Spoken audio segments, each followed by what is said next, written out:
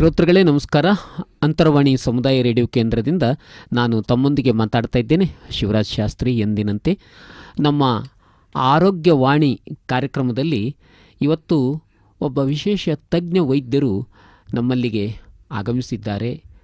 ಅವರು ಜಿಮ್ಸಲ್ಲಿ ಮಕ್ಕಳ ಏನು ವಿಭಾಗ ಇದೆ, ಮಕ್ಕಳ ವೈದ್ಯ ತಜ್ಞರಾಗಿ ಅವರು ಸೇವೆ ಸಲ್ಲಿಸ್ತಾ ಇದ್ದಾರೆ.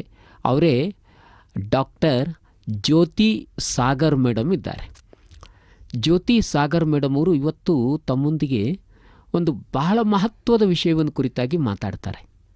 ಅದು ಏನು ಅಂತಂದರೆ, ಮಕ್ಕಳಿಗೆ ತಾಯಿಯ ಎದೆ ಹಾಲಿನ ಮಹತ್ವವನ್ನು ಕುರಿತಾಗಿ ಮಾತಾಡ್ತಾರೆ. ತಾಯಿಯ ಎದೆ ಹಾಲಿಗೆ ಸಮಾನವಾದಂಥ ಆಹಾರ ಮತ್ತೊಂದಿಲ್ಲ, ಅದನ್ನು ಅಮೃತ ಅಂತ ಕರೀತಾರೆ. ಇಂಥ ಆಹಾರದ ಮಹತ್ವ ಏನು, ಇದನ್ನು ಯಾವಾಗ ಉಣಿಸಬೇಕು ಮತ್ತು ಮಕ್ಕಳಿಗೆ ಮೇಲಿನ ಆಹಾರ ಯಾವಾಗ ಕೊಡಬೇಕು ಇತ್ಯಾದಿ ವಿವರಗಳನ್ನು ಡಾಕ್ಟರ್ ಜ್ಯೋತಿ ಸಾಗರ್ ಮೇಡಮ್ ಅವರಿಂದ ಕೇಳಿ ತಿಳಿದುಕೊಳ್ಳೋಣ. ಡಾಕ್ಟರ್ ಜ್ಯೋತಿ ಮೇಡಮ್ ಅವರೇ ನಮಸ್ಕಾರ. ಮೇಡಮ್ ನಮಸ್ಕಾರ. ಮೇಡಮ್, ತಾವು ಈಗ ಈ ಒಂದು ರೇಡಿಯೋ ಕೇಂದ್ರ, ಇದು ಸಮುದಾಯ ರೇಡಿಯೋ ಕೇಂದ್ರ, ಕಮ್ಯುನಿಟಿ ರೇಡಿಯೋ ಸ್ಟೇಷನ್ ಇದೆ, ಇಲ್ಲಿಗೆ ತಾವು ಮೊದಲ ಬಾರಿಗೆ ಆಗಮಿಸಿದ್ದೀರಾ. ಹೇಗನ್ನಿಸ್ತಾ ಇದೆ ಮೇಡಮ್ ತಮಗೆಲ್ಲ? ಇದು ಒಂಥರ ಒಳ್ಳೆಯ ಅನುಭವ.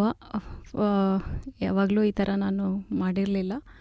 ಅದು ನನಗೆ ಈ ಥರ ಅಪಾರ್ಚುನಿಟಿ ಸಿಕ್ಕಿದೆ ಅಂದರೆ ನಾನು ನನ್ನ ಇಂಡಿಯನ್ ಅಕಾಡೆಮಿ ಆಫ್ ಪೀಡಿಯಾಟ್ರಿಕ್ಸ್ ಏನಂತೀವಿ, ಮಕ್ಕಳ ವೈದ್ಯರ ಅಸೋಸಿಯೇಷನ್ದ ಸೆಕ್ರೆಟರಿಯಾಗಿ ನನಗೆ ಇದೊಂದು ಅಪಾರ್ಚುನಿಟಿ ಸಿಕ್ಕಿದ್ದಕ್ಕೆ ನಾನು ತುಂಬ ಖುಷಿ ಆಗುತ್ತೆ. ತಾವು ಅದಕ್ಕೆ ಸೆಕ್ರೆಟರಿಯಾಗಿ ಸೇವೆ ಸಲ್ಲಿಸ್ತಾ ಇದ್ದೀವಿ? ಸೆಕ್ರೆಟರಿ ಆಗಿದ್ದೀನಿ. ಅಭಿನಂದನೆಗಳು ಸಲ್ಲಿಸ್ತೇವೆ ಅಂತರವಾಣಿ. ಧನ್ಯವಾದಗಳು. ಅಭಿನಂದನೆಗಳು ಮೇಡಮ್. ಮೇಡಮ್, ಈಗ ಅದು ಹೇಳಿ, ತಾವು ಮಕ್ಕಳಂದ್ರೆ ಯಾರು, ಯಾವ ವಯಸ್ಸಿನವರಿಗೆ ಮಕ್ಕಳಂತೀರ? ಹಾಗೆ ನೋಡಿದರೆ ನಾವು 18 ವರ್ಷದವರೆಗಿನವರೆಗೆ ಮಕ್ಕಳಿಗೆ ನಾವು ಟ್ರೀಟ್ಮೆಂಟನ್ನು ಕೊಡ್ತೀವಿ. ಲೀಗಲಿ ಆಲ್ಸೋ 18 ವರ್ಷದವರೆಗೆ ಏನು ಬರುತ್ತಾರೆ ಅವರಿಗೆಲ್ಲನೂ ನಾವು ಮಕ್ಕಳಂತಲೇ ಕನ್ಸಿಡರ್ ಮಾಡ್ತೀವಿ. 0 to 18 ಇಯರ್ಸ್, 18 ವರ್ಷದ ಒಳಗಿರ್ತಕ್ಕಂಥವ್ರೆಲ್ಲರೂ ಮಕ್ಕಳೇ ನಿಮ್ಮ ಪ್ರಕಾರ? ನಮ್ಮ ಪ್ರಕಾರ ಅವ್ರ ಮಕ್ಕಳು. ವೈದ್ಯಕೀಯ ಟರ್ಮಿನಾಲಜಿ ಹದಿಹರೆಯರವರು ಅಂತೀವಿ. ಅದನ್ನು ಮಕ್ಕಳ ವೈದ್ಯಶಾಸ್ತ್ರ ವಿಭಾಗದಲ್ಲೇ ಬರುತ್ತೆ.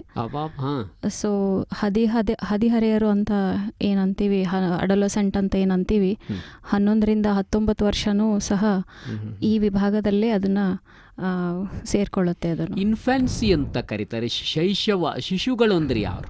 ಶಿಶುಗಳು ಅಂದರೆ 28 ದಿನದಿಂದ 1 ವರ್ಷ ಮಗುವಿಗೆ ನಾವು ಶಿಶುಗಳು ಅಂತ ಕರಿತೀವಿ, ಅಥವಾ ಇನ್ಫೆಂಟ್ಸ್ ಅಂತ ಕರಿತೀವಿ. ಮೇಡಮ್, ಇದು ಸ್ವಲ್ಪ ಔಟ್ ಆಫ್ ಕ್ವಶನ್ ಅನಿಸಿದ್ರು, ಈಗ ಗರ್ಭಿಣಿ ಆಗಿದ್ದಾಗ ಗರ್ಭಿಣಿ ಸ್ತ್ರೀಯೊಬ್ಬಳು ಏನೆಲ್ಲ ಕಾಳಜಿ ವಹಿಸಬೇಕು? ಮೊದಲನೇದಾಗಿ ಅವಳು ತಾನು ಗರ್ಭಿಣಿ ಅಂತ ಗೊತ್ತಾದ ಕ್ಷಣವೇ ಅವಳು ರೆಗ್ಯುಲರಾಗಿ ತಮ್ಮ ವೈದ್ಯರ ಹತ್ರ ತೋರಿಸ್ತಾ ಇರಬೇಕು. ಅವರು ಅಡ್ವೈಸ್ ಕೊಟ್ಟಿರೋ ಹಾಗೆ ಮಾತ್ರೆಗಳನ್ನು, ಎಸ್ಪೆಷಲಿ ರಕ್ತಹೀನತೆ ಇರುವವರು ಆ ಥರದ ಮಾತ್ರೆಗಳನ್ನು ಅವರು 2ನೇ ಟ್ರೈಮಿಸ್ಟರ್ ಏನು ಅಂತೀವಿ, ಅಂದರೆ ಅಲ್ಲಿಂದ ಅವರ ವೈದ್ಯರು ಹೇಳಿದಾಗೆ ಅದನ್ನು ತಗೋಬೇಕು. ಅದು ನ್ಯೂಟ್ರಿಷನ್, ಮ್ಯಾಟರ್ನಲ್ ನ್ಯೂಟ್ರಿಷನ್ ಏನಂತೀವಿ, ತಾಯಿಯ ಪೋಷಣೆ ಅನ್ನೋದು ಮಗುವಿನ ಮೇಲೆ ತುಂಬ ಒಂದು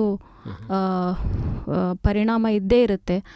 ಸೊ ಗರ್ಭಾವಸ್ಥೆಯಲ್ಲಿ ಮಗುವಿನ ಪೋಷಣೆ ಹೇಗಿರುತ್ತೆ ಅನ್ನೋದನ್ನು, ಅದು ಮಗುವಿನ ಉಳಿದ ಜೀವನ ಪೂರ್ತಿ ಆ ಮಗುವಿನ ಆರೋಗ್ಯ ಹೇಗಿರುತ್ತೆ ಅನ್ನೋದು, ಮಗು ತಾಯಿ ಹೊಟ್ಟೆಯಲ್ಲಿ ಇರುವಾಗ ಯಾವ ಥರ ಮಗುವಿಗೆ ಪೋಷಣೆ ಸಿಕ್ಕಿದೆ ಅನ್ನೋದು ತುಂಬ ಒಂದು ನಿರ್ಧರಿಸುವ ಒಂದು ಅಂಶ ಆಗುತ್ತೆ. ಅದು ತಾಯಿಯ ಪೋಷಣೆ ಮತ್ತು ಮಗುವಿನ ಪೋಷಣೆ ಎಸ್ಪೆಷಲಿ ಗರ್ಭಾವಸ್ಥೆಯಲ್ಲಿ ಅನ್ನೋದು ತುಂಬ ತುಂಬ ಮಹತ್ವದ ಪಾಯಿಂಟ್ ಆಗಿದೆ. ಬಹಳ ಒಳ್ಳೆಯ ಮಾತುಗಳನ್ನು ಡಾಕ್ಟರ್ ಜ್ಯೋತಿ ಸಾಗರ್ ಮೇಡಮ್ ಅವರು ಹೇಳ್ತಾ ಇದ್ದಾರೆ. ಮೇಡಮ್ ಅವರೀಗ ಒಂದು ತಾಯಿಯ ಪುಣ್ಯ ಗರ್ಭದಿಂದ ಶಿಶುವೊಂದು ಜನಿಸಿ ಬಂದ ಮೇಲೆ ಆ ತಕ್ಷಣದಲ್ಲಿ ಏನು ಕಾಳಜಿ ಮಾಡಬೇಕು, ಯಾವ ರೀತಿ ಕೇರ್ ಮಾಡಬೇಕು ಮೇಡಮ್? ಸೊ ಮೊದಲನೇದಾಗಿ ಇವಾಗ ನಾವು ಈಗ ಆಗಸ್ಟ್ 1ರಿಂದ ಆಗಸ್ಟ್ 7 ಪ್ರತಿ ವರ್ಷ ನಾವು ವಿಶ್ವ ಸ್ತನ್ಯಪಾನ ಸಪ್ತಾಹ ಅಂತ ಒಂದು ಆಚರಣೆ ಮಾಡ್ತೀವಿ. ಇದು ಯಾಕೆ ಈ ಥರ ನಾವು ಆಚರಣೆ ಮಾಡ್ತೀವಿ ಅಂದರೆ ಜನರಲ್ಲಿ ತಾಯಿಯ ಎದೆ ಹಾಲಿನ ಮಹತ್ವ ಎಷ್ಟು ಇಂಪಾರ್ಟೆಂಟ್ ಇದೆ ಅನ್ನೋದ್ರ ಬಗ್ಗೆ ಜಾಗೃತಿ ಮೂಡಿಸ್ಬೇಕು.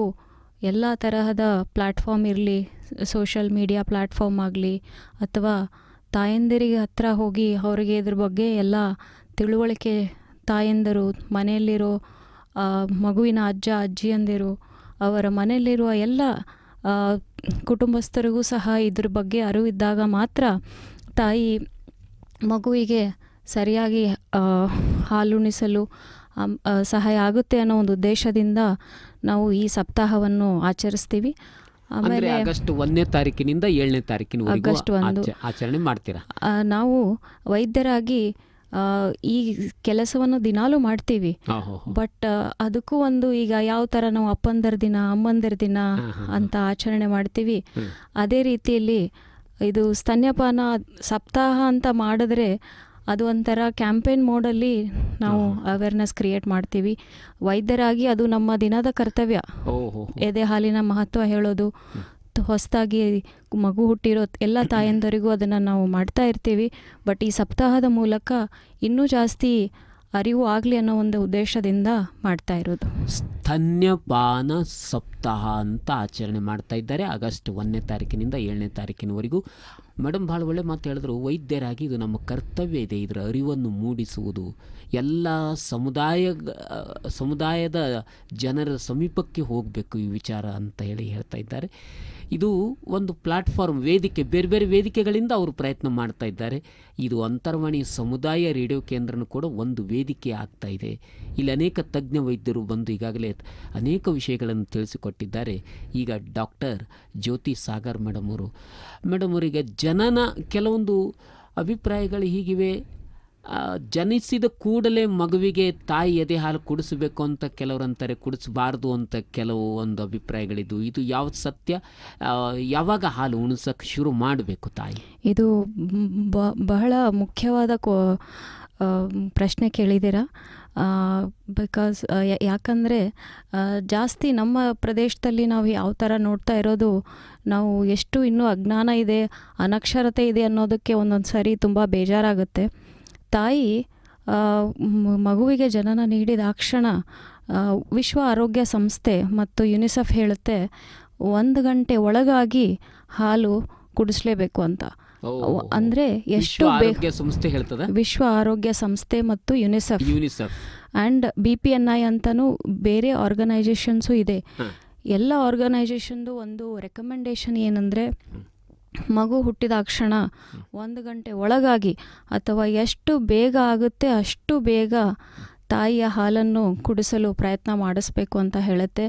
ನಮ್ಮ ಪ್ರದೇಶದಲ್ಲಿ ಅನಕ್ಷರತೆಯಿಂದಲೋ ಅಥವಾ ಏನಂತಾರೆ ಅಜ್ಞಾನದಿಂದಲೋ, ಮೂಢನಂಬಿಕೆನೋ ಅಂತ ಹೇಳ್ಬೋದು, ಅವರು ಜೇನುತುಪ್ಪ ತಿನ್ನಿಸೋದು, ಸಕ್ಕರೆ ನೀರು ಕುಡಿಸೋದು, ಕ್ಯಾಸ್ಟರ್ ಆಯಿಲ್ ಅಂತೀವಿ, ಔಡ್ಲೆಣ್ಣೆ ಕುಡಿಸೋದು, ಅದು ಏನೋ ಹೊಟ್ಟೆ ಸರಿ ಹೋಗುತ್ತೆ ಅಂತ. ಆ ಥರದನ್ನೆಲ್ಲ ಪ್ರಾಕ್ಟೀಸ್ ಮಾಡಬಾರ್ದು. ಅದು ಮಗುವಿನ ಆರೋಗ್ಯಕ್ಕೆ ಒಳ್ಳೆಯದಲ್ಲ. ಅದರಿಂದ ಮಗುವಿನ ಹೊಟ್ಟೆಯಲ್ಲಿ ನಂಜಾಗುತ್ತೆ, ಮಗುವಿನ ಬೆಳವಣಿಗೆ ಆಗೋದಿಲ್ಲ, ತಾಯಿಯ ಹಾಲನ್ನು ಕುಡಿಯಲು ಕಷ್ಟ ಆಗುತ್ತೆ ಅಂತ WHO ಹೇಳುತ್ತೆ. ಆಮೇಲೆ ಔಡ್ಲೆಣ್ಣೆ ಚೀಪಿಸ್ತಾರೆ ಕೆಲವರು, ಹೌದು ಅಲ್ವಾ? ಹೌದು, ಆ ಥರದ ಪ್ರೀ ಲ್ಯಾಕ್ಟಿಯಲ್ ಫೀಡ್ಸ್ ಏನಂತೀವಿ, ಖಂಡಿತವಾಗಿಯೂ ಇದು ತಪ್ಪು ಪದ್ಧತಿ. ಈ ಥರದನ್ನೆಲ್ಲ ಮಾಡಬೇಡಿ. ಎಂಥ ಬೇಸಿಗೆಯಲ್ಲೂ ಸಹ, ನಮ್ಮ ಗುಲ್ಬರ್ಗ ಬೇಸಿಗೆಯಲ್ಲೂ ಸಹ ಎಷ್ಟಿರುತ್ತೆ, ಆದರೂ ಸಹ ಮಗುವಿನ ತಾಯಿಯ ಹಾಲಲ್ಲಿ ಆಲ್ಮೋಸ್ಟ್ 90% ಬರೀ ನೀರಿನಾಂಶನೇ ಇರೋದು. ಮಗುವಿಗೆ 1 ಹನಿ ನೀರು ಸಹ ಬೇಕಾಗಲ್ಲ. 6 ತಿಂಗಳದವರೆಗೆ, ಹುಟ್ಟಿದಾಕ್ಷಣದಿಂದ ಹಿಡಿದು ಮಗು 6 ತಿಂಗಳು ಆಗುವವರೆಗೂ ಸಹ 1 ಹನಿ ನೀರು ಸಹ ಬೇಕಾಗುವುದಿಲ್ಲ ಜಾಸ್ತಿ, ಎಕ್ಸೆಪ್ಟ್ ಏನೋ ವಿಟಮಿನ್ ಡ್ರಾಪ್ಸ್ ಅಂತ ಹೇಳ್ತೀವಿ, ಅದು ಬಿಟ್ಟರೆ ಮಗುವಿಗೆ ತಾಯಂದರಾಗಲಿ ಕುಟುಂಬ ಸದಸ್ಯರಾಗಲಿ ಏನೂ ಕೊಡಬಾರ್ದು. 6 ತಿಂಗಳಾದ ಕ್ಷಣ ಮಾತ್ರ ಬೇರೆ ಊಟದ ಜೊತೆಗೆ ಏನು ನಾವು ಕಾಂಪ್ಲಿಮೆಂಟ್ರಿ ಫೀಡಿಂಗ್ ಅಂತ ಹೇಳ್ತೀವಿ, ಅದರ ಜೊತೆಗೆ ತಾಯಿ ತನ್ನ ಮಗುವಿಗೆ 2 ವರ್ಷದವರೆಗೂ ಎದೆ ಹಾಲು ಕುಡಿಸ್ಬೇಕು ಅಂತ ಈ ಮಾಧ್ಯಮದ ಮೂಲಕ ನಾನು ಹೇಳಲು ಇಷ್ಟಪಡ್ತೀನಿ. 2 ವರ್ಷದವರೆಗೂ ತಾಯಿ ತನ್ನ ಎದೆ ಹಾಲನ್ನು ಮಗುವಿಗೆ ಕುಡಿಸಬೇಕು. ಹೌದು. ಇದು ವೈದ್ಯರಾಗಿ ಡಾಕ್ಟರ್ ಜ್ಯೋತಿ ಮೇಡಮ್ ಅವರು ಹೇಳ್ತಾ ಇದ್ದಾರೆ. ಭಾಳ ವಿಶೇಷವಾದಂಥ ಮಾಹಿತಿಯನ್ನು ಕೊಡ್ತಾ ಇದ್ದಾರೆ. ಮೇಡಮ್, ಈಗ ಮಕ್ಕಳಿಗೆ ಸ್ನಾನ ಮಾಡಿಸೋದು, ಬಿಸಿ ಬಿಸಿ ನೀರಿನಿಂದ ಎರೆಯೋದು, ಎಣ್ಣೆ ಹಾಕೋದು, ಎಣ್ಣೆ ಹಚ್ಚಿ ಒರೆಸೋದು, ನಾವೆಲ್ಲ ಚಿಕ್ಕವರಿದ್ದಾಗ ಹಾಗೆಲ್ಲ ಮಾಡ್ತಿದ್ರು. ಮತ್ತು ಕಣ್ಣಿಗೆ ಕಾಡಿಗೆ ಅಂತೆಲ್ಲ ಹಚ್ತಾ ಇದ್ರು. ಇದ್ರ ಬಗ್ಗೆ ತಾವೇನು ಹೇಳಿ? ಅದನ್ನು ಪದ್ಧತಿ ಸಹ ಏನಂದರೆ ಎಣ್ಣೆ ಹಚ್ಬೋದು. ನಾರ್ಮಲಿ ಸಾಮಾನ್ಯವಾಗಿ ನಾವು ಎಣ್ಣೆನ ಹಚ್ಚಿ ನಿಧಾನವಾಗಿ ಮಸಾಜ್ ಮಾಡಿ ಸ್ನಾನ ಮಾಡಿಸ್ಬೋದು, ತೊಂದರೆ ಇಲ್ಲ. ಆದರೆ ತಾಯಂದ್ರೆ ಏನು ಮಾಡ್ತಾರೆ, ಕಿವಿನಲ್ಲಿ ಹಾಕೋದು, ಮೂಗಲ್ಲಿ ಹಾಕೋದು, ಆ ಥರದ ಪದ್ಧತಿಗಳನ್ನು ದಯವಿಟ್ಟು ಮಾಡಬೇಡಿ. ಅದರಿಂದ ಇಲ್ಲ ಇನ್ಫೆಕ್ಷನ್ ಆಗುತ್ತೆ ಅಂತ ಹೇಳಕ್ಕೆ ಪ್ರಯತ್ನ ಪಡ್ತೀನಿ. ಕಣ್ಣಿಗೆ ಕಾಡಿಗೆ ಅಂತ ಹಚ್ತಿದ್ರು ಅವಾಗ. ಅದನ್ನು ಸಹ ಹಾಕದೇ ಇರೋದು ಒಳ್ಳೆಯದು. ಅದರಿಂದನೂ ಕಣ್ಣಿಗೆ ಇನ್ಫೆಕ್ಷನ್ ಆಗೋ ಚಾನ್ಸಸ್ ಇರುತ್ತೆ ಅಂತ ಆ ಥರದ ಪದ್ಧತಿಗಳನ್ನು ಮಾಡಬೇಡಿ. ಜಾಸ್ತಿ ಅಂದರೆ ಆಯಿಲ್ ಮಸಾಜ್ ಅಂತ ಏನು ಹೇಳ್ತೀವಿ, ಅಂದರೆ ಎಣ್ಣೆಯಿಂದ ಲೈಟಾಗಿ ದೇಹದೆಲ್ಲ ಮಸಾಜ್ ಮಾಡಿ, ಅಥವಾ ಹಳತಿ ಅಂತ ಏನು ಅಂತೀವಿ ಆ ಪೋರ್ಷನ್ಗೆ ಸ್ವಲ್ಪ ಹಚ್ಬೋದು. ಆದರೆ ಅದು ಬಿಟ್ಟು ಕಣ್ಣು ಕಾಡಿಗೆ ಹಾಕೋದು, ಕಿವಿನಲ್ಲಿ ಎಣ್ಣೆ ಹಾಕೋದು, ಈ ಪದ್ಧತಿಗಳನ್ನೇನು ಮಾಡಬಾರದು ಅಂತ. ಮೇಡಮ್, ಇದು ಈಗ ಬಹಳ ಬಿಸಿ ನೀರು ಹಾಕ್ತಿದ್ರು ಅವಾಗ. ಮಗು ಚೆನ್ನಾಗಿ ನಿದ್ರೆ ಮಾಡ್ತದೆ, ನಿದ್ರೆ ಆದ್ರೆ ಚೆನ್ನಾಗಿ ಬೆಳವಣಿಗೆ ಆಗುತ್ತೆ ಅಂತ ಹೀಗೆಲ್ಲ ಸುಡೋ ನೀರು ಹಾಕ್ತಿದ್ರು. ಅಷ್ಟು ಸುಡು ನೀರು ಹಾಕೋ ಅವಶ್ಯಕತೆ ಇಲ್ಲ.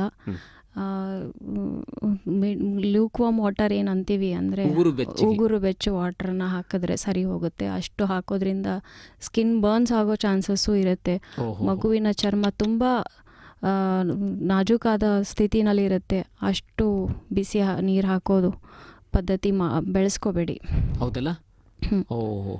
ಮೇಡಮ್ ಅವರು ಹೇಳ್ತಾ ಇದ್ದಾರೆ, ಬಹಳ ಬಿಸಿ ನೀರಿನಿಂದ ಎರೆಯೋದು ಬೇಡ. ಎಣ್ಣೆ ಹಚ್ಚಿ ಏನು ಅದು ನಮ್ಮ ಪದ್ಧತಿ ಪ್ರಕಾರ ನಿಧಾನವಾಗಿ ಒಂದು ಮಸಾಜ್ ಟೈಪ್ ಮಾಡಿ, ಮತ್ತು ಅಳ್ಳತ್ತಿ ಏನಿದೆ ಅದಕ್ಕೆ ಹೇಳಿದ್ರು ಮೇಡಮ್ ಅವರು, ಮೆತ್ತನೆ ಪ್ರದೇಶ ಅಲ್ಲಿ ಅದನ್ನು ಸ್ವಲ್ಪ ಎಣ್ಣೆ ಹಾಕ್ರಿ. ಆದರೆ ಬಹಳ ಯಾವುದೂ ಅತಿ ಆಗಬಾರ್ದು, ಕಣ್ಣಿಗೆ ಕಾಡಿಗೆ ಹಚ್ಚಬಾರ್ದು. ಕಣ್ಣು ಬಹಳ ಸೂಕ್ಷ್ಮ ಅಲ್ವಾ ಮೇಡಮ್, ಕಣ್ಣು ಅದು ಇನ್ಫೆಕ್ಷನ್ ಆಗ್ಬೋದು, ಅದೆಲ್ಲ ಬೇಡ ಅಂತ ಇದ್ದಾರೆ. ಮೇಡಮ್, ಹುಟ್ಟಿದ ಕೂಡ್ಲೇನೆ ಸ್ನಾನ ಮಾಡಿಸ್ಬೇಕಾ ಅಥವಾ ಮಾಡಿಸಬಾರ್ದ? ಬಟ್ಟೆಯಿಂದ ಒರೆಸಿ ಹಾಗೆ ತಾಯಿ ಜೊತೆಗೆ ಇರಿಸಿ ಬಿಡ್ಬೇಕಾ? ಅದು ನಾವು ಇಮಿಡಿಯೇಟ್ ಸ್ನಾನ ಮಾಡಿಸೋದನ್ನ ಅವಾಯ್ಡ್ ಮಾಡೋಕ್ಕೆ ಹೇಳ್ತೀವಿ, ಮಾಡಿಸ್ಬಾರ್ದು ಅಂತ ಹೇಳ್ತೀವಿ. ಯಾಕಂದರೆ ಗರ್ಭಾವಸ್ಥೆಯಲ್ಲಿ ಏನಾಗುತ್ತೆ, ಮಗು ಹೊಟ್ಟೆನಲ್ಲಿ ಒಂದು ತುಂಬ ವಾರ್ಮ್ ಎನ್ವೈರ್ನ್ಮೆಂಟ್ ಅಂತ ಏನು ಹೇಳ್ತೀವಿ, ತಾಯಿಯ ಒಂದು ತುಂಬ ಬಿಸಿಯಾದ ಒಂದು ಇದರಲ್ಲಿ ಇರುತ್ತೆ. ನಾವು ಹೊರಗಡೆ ಬಂದಾಗ ಆ ಮಗುವಿಗೆ ಸ್ನಾನ ಕೊಡೋಕ್ಕೆ ನಾವು ತುಂಬ ಹೊತ್ತು ಮಗುವಿನ ಅದೇ ಥರ ಬಟ್ಟೆ ಇಲ್ಲದೆ ಬಿಡೋದ್ರಿಂದ ಏನಾಗುತ್ತೆ, ಬೇಬಿ ಹೈಪೋಥರ್ಮಿಯಾ ಅಂತ ಆಗುತ್ತೆ. ಸೊ ಹೈಪೋಥರ್ಮಿಯಾ ಅಂದರೆ ತುಂಬ ದೇಹದ ಉಷ್ಣತೆ ತುಂಬಾ ಕಮ್ಮಿ ಆಗಿಬಿಡುತ್ತೆ. ಸೊ ಅದು ಉಷ್ಣತೆ ಕಮ್ಮಿ ಆಗೋದ್ರಿಂದ ಒಂದೊಂದು ಸಾರಿ ಜೀವ ಹೋಗೋ ಚಾನ್ಸಸ್ಸು ಇರುತ್ತೆ. ಅದನ್ನು ನಾವು ಸರಿಯಾಗಿ ಐಡೆಂಟಿಫೈ ಮಾಡಿಲ್ಲ, ಅದಕ್ಕೆ ನಾವು ಪ್ರಿಕಾಷನ್ಸ್ ತೊಗೊಂಡಿರಲಿಲ್ಲ ಅಂದರೆ ಅದು ಇಮ್ಮಿಡಿಯೇಟಾಗಿ ಸ್ನಾನ ಮಾಡಿಸೋದಂಥದ್ದೇನು ಅವಶ್ಯಕತೆ ಇಲ್ಲ. ಮೇನ್ ಅಂದರೆ ನಾವು ಸ್ಕಿನ್ ಟು ಸ್ಕಿನ್ ಕಾಂಟ್ಯಾಕ್ಟ್ ಅಂತ ಹೇಳ್ತೀವಿ. ಅಂದರೆ ಮಗು ಹುಟ್ಟಿದಾಕ್ಷಣ ಫಸ್ಟು ನಾವು ನಾರ್ಮಲ್ ಡೆಲಿವರಿ, ಎಸ್ಪೆಷಲಿ ಈ ನೈಸರ್ಗಿಕ ಹೆರಿಗೆ ಆದಾಗ ತಾಯಿಯ ಎದೆ ಮೇಲೆ ನಾವು ಮಗುನ ಹಾಕಿಬಿಡ್ತೀವಿ. ಅಂದರೆ ತಾಯಿಯ ಚರ್ಮ ಮತ್ತು ಮಗುವಿನ ಚರ್ಮ ಒಂದು ಸಂಪರ್ಕದಲ್ಲಿ ಇದ್ದಾಗ ಮಗುವಿನ ಉಷ್ಣತೆ ಅದು ಮೇಂಟೈನ್ ಆಗುತ್ತೆ, ಮಗುವಿಗೆ ದೇಹದ ಉಷ್ಣತೆಯನ್ನು ಮೇಂಟೈನ್ ಆಗುತ್ತೆ. ಆಮೇಲೆ ಅವಳು ತಾಯಿ ತನ್ನ ಹಾಲನ್ನು ಕುಡಿಸಲು ಸಹ ತುಂಬಾ ಅವಳಿಗೆ ಸರಳವಾಗುತ್ತೆ ಅನ್ನೋ ಒಂದು ಉದ್ದೇಶದಿಂದ ನಾವು ಈ ಪ್ರಾಕ್ಟೀಸ್ ಮಾಡ್ತೀವಿ. ಆಮೇಲೆ ಅದಕ್ಕೆ ಕ್ಯಾಂಗ್ರೋ ಮದರ್ ಕೇರನ್ನು ಅಂತಾರೆ. ಅಂದರೆ ಕಾಂಗ್ರೋ ನೀವು ನೋಡಿರ್ತೀರ, ಅದು ಹೇಗೆ ಒಂದು ಪೌಚ್ ಇರುತ್ತೆ ಕಾಂಗ್ರೋಗೆ, ಅದು ತನ್ನ ಮಗುವನ್ನು ಆ ಪೌಚಲ್ಲಿ ಇಟ್ಕೊಂಡು ಯಾವಾಗಲೂ ಆ ಪೌಚಲ್ಲೇ ಇಟ್ಕೊಂಡು ತಿರುಗಾಡ್ತಾ ಇರುತ್ತೆ. ಸೊ ಅದೇ ಮಾದರಿಯಲ್ಲಿ ನಾವು ತಾಯಿ ಮತ್ತು ಮಗುವಿಗೆ ಆರೈಕೆ ಮಾಡ್ತೀವಿ. ಅದಕ್ಕೆ ನಾವು KMC ಅಂತೀವಿ ಅಥವಾ ಕ್ಯಾಂಗರೋ ಮದರ್ ಕೇರ್ ಅಂತ ಹೇಳ್ತೀವಿ. ಎಸ್ಪೆಷಲಿ ಮಗು ತುಂಬ ಬೇಗ ಹುಟ್ಟಿರೋ ಮಗು ಅಥವಾ ತುಂಬ ತೂಕ ಕಮ್ಮಿ ಇರೋ ಮಗುವಿಗೆ ಅದರಿಂದ ತುಂಬ ಲಾಭಗಳಿದ್ದಾವೆ. ಮಗುವಿಗೆ ನಂಜಾಗೋ ಚಾನ್ಸಸ್ ಕಮ್ಮಿ ಇರುತ್ತೆ, ಮಗುವಿನ ತೂಕ ಬೆಳವಣಿಗೆ ಆಗುತ್ತೆ, ತಾಯಿಗೂ ಒಂಥರ ಏನೋ ಮಗುವಿನ ಒಂದು ಬಾಂಡಿಂಗ್ ಏನು ಬಾಂಧವ್ಯ ಅಂತೀವಿ ಅದು ಸಮರ್ಪಕವಾಗಿ ಆಗುತ್ತೆ. ಇದರಿಂದ ಮಗುವಿಗೂ ಒಂದು ಅದರದ್ದು ತೂಕನೂ ಸಮರ್ಪಕವಾಗಿ ಎಷ್ಟು ಆ ವಯಸ್ಸಿಗೆ ಆಗಬೇಕು ಅಷ್ಟು ತೂಕನೂ ಜಾಸ್ತಿ ಆಗ್ತಾ ಹೋಗುತ್ತೆ. ಸೊ ಹೀಗಾಗಿ ಅದನ್ನು ನಾವು ಕ್ಯಾಂಗ್ರೋ ಮದರ್ ಕೇರ್ ಅಂತಲೂ ಹೇಳ್ತೀವಿ. ಅದರಿಂದ ಇದು ಬ್ರೆಸ್ಟ್ ಫೀಡಿಂಗ್ ಚಾನ್ಸಸ್ ಅಂದರೆ ಯಾವಾಗಲೂ ನಾವು ಮಗುವನ್ನು ಮತ್ತು ತಾಯಿನ ಬೇರೆ ಬೇರೆ ಮಾಡಬಾರ್ದು. ಅದರಿಂದ ಏನಾಗುತ್ತೆ, ಮಗು ಒಂಥರ ಸಪರೇಷನ್ ಮಾಡೋದ್ರಿಂದ ಬಾಂಡಿಂಗ್ ಇರಲ್ಲ. ಬಾಂಡಿಂಗ್ ಅಂದರೆ ಬಾಂಧವ್ಯ ಏನು ಇರ್ತದಲ್ಲ, ತಾಯಿ ಮತ್ತು ಮಗುವಿನ ಬಾಂಧವ್ಯ ಅನ್ನೋದು ತಾಯಿಯ ಮೆದುಳಲ್ಲಿರೋ ಹಾರ್ಮೋನ್ಸ್ ಅಂತ ಇರುತ್ತೆ, ಆಕ್ಸಿಟೋಸಿನ್ ಆ್ಯಂಡ್ ಪ್ರೊಲ್ಯಾಕ್ಟಿನ್ ಅಂತ. ಅದ್ರ ಮೇಲೆ ತುಂಬ ಎಫೆಕ್ಟ್ ಇರುತ್ತೆ. ತಾಯಿ ತುಂಬ ಸ್ಟ್ರೆಸ್ ಅಂದರೆ ಒತ್ತಡದಲ್ಲಿ, ನನ್ನ ಮಗುಗೆಲ್ಲೋ ಕರ್ಕೊಂಡು ಹೋಗಿದ್ದಾರೇನೋ ಅಂತ ಒಂದು ಟೆನ್ಷನಲ್ಲಿ, ಆ ಥರ ಏನಾದರೂ ತಾಯಿಗೆ ಅನಿಸಿದ್ರೆ ಈ ಹಾರ್ಮೋನ್ ಲೆವೆಲ್ ಏನಿರುತ್ತೆ ತಲೆಯಲ್ಲಿ, ತಾಯಿಯ ಮೆದುಳಿನಲ್ಲಿ, ಅದು ಎಲ್ಲ ಕಮ್ಮಿ ಆಗಿಬಿಟ್ರೆ ಸೊ ಅವಳಿಗೆ ತಾಯಿಯ ಎದೆ ಹಾಲು ಸಹ ಕಮ್ಮಿ ಆಗಿಬಿಡುತ್ತೆ. ಆಮೇಲೆ ಅವಳು ತನ್ನ ಮಗುವಿಗೆ ಎದೆ ಹಾಲು ಕುಡಿಸುವಷ್ಟು ತೊಂದರೆ ಆಗುತ್ತೆ. ಬಹಳ ಮೇಡಮ್ ಅವರು ಭಾಳ ತಾಳ್ಮೆಯಿಂದ ಶಾಂತಿಯಿಂದ ಅಷ್ಟೇ ಶುದ್ಧವಾದಂಥ ಕನ್ನಡದಲ್ಲಿ ಭಾಳ ಅಮೂಲ್ಯವಾದಂಥ ಮಾಹಿತಿಯನ್ನು ಕೊಡ್ತಾ ಇದ್ದಾರೆ. ಮೇಡಮ್, ತಾವು ಕನ್ನಡ ಓದಿದ್ದು ಎಲ್ಲಿವರೆಗೂ? ನಾನು ಕನ್ನಡ ಮಾಧ್ಯಮ 10ನೇ ತರಗತಿವರೆಗೂ. ಅಲ್ಲಿಂದ ನಾನು ಮುಕ್ತಾಂಬಿಕಾ PU ಕಾಲೇಜಲ್ಲೇ ಓದಿರೋದು. ನನ್ನ ಪ್ರಥಮ ಮತ್ತು ದ್ವಿತೀಯ PUC ಇಲ್ಲೇ ಮುಕ್ತಾಂಬಿಕಾನಲ್ಲೇ ಓದಿರೋದು. ನೆಕ್ಸ್ಟ್ MBBS ಮಾಡಿರೋದು MS Ramaiah medical college Bengaluru. ಆಮೇಲೆ ಮೇಡಮ್, ಈಗ ತಾವು ಭಾಳ ಒಳ್ಳೆಯ ಮಾತುಗಳನ್ನು ಹೇಳ್ತಾ ಇದ್ದೀರಾ. ಕೆಲವರಿಗೆ ಮೇಡಮ್ ತಾಯಿ ಜನನ ಏನೋ ಆಯಿತು, ಶಿಶುವಿಗೆ ಮಗುವಿನ ಜನನ ಆಯಿತು, ಆದರೆ ಒಬ್ಬೊಬ್ಬರ ಸಮಸ್ಯೆ ಹೀಗಾಗುತ್ತೆ ಅಂತಾರೆ, ಹಾಲು ಕುಡಿಸ್ಬೇಕು, ಎದೆ ಅಮೃತವನ್ನು ಕುಡಿಸ್ಬೇಕು ಶಿಶುವಿಗೆ, ಮಗುವಿಗೆ, ಆದರೆ ತಾಯಿ ಎದೆಯಲ್ಲಿ ಹಾಲು ಇಲ್ಲ ಅಂತಾರೆ. ತುಂಬ ಒಂದು ಮೋಸ್ಟ್ ಇಂಪಾರ್ಟೆಂಟ್ ಕ್ವೆಶನ್ ಅಂತ ಏನಂತೀವಿ ಆ ಥರ ನೀವು ಕೇಳಿದ್ದೀರಾ. ಈ ಕ್ವೆಶನ್ ಕೇಳಿದ್ದಕ್ಕೆ ನನಗೆ ತುಂಬ ಖುಷಿ ಆಗ್ತಾ ಇದೆ ಆನ್ಸರ್ ಮಾಡಲಿಕ್ಕೆ. ಯಾಕಂದರೆ ವೈದ್ಯರಾಗಿ ಇದು ನಮಗೆ ದಿನ ಬೆಳಗಾದರೆ ಇದೇ ನಮಗೆ ಫಸ್ಟು ಪ್ರಶ್ನೆ.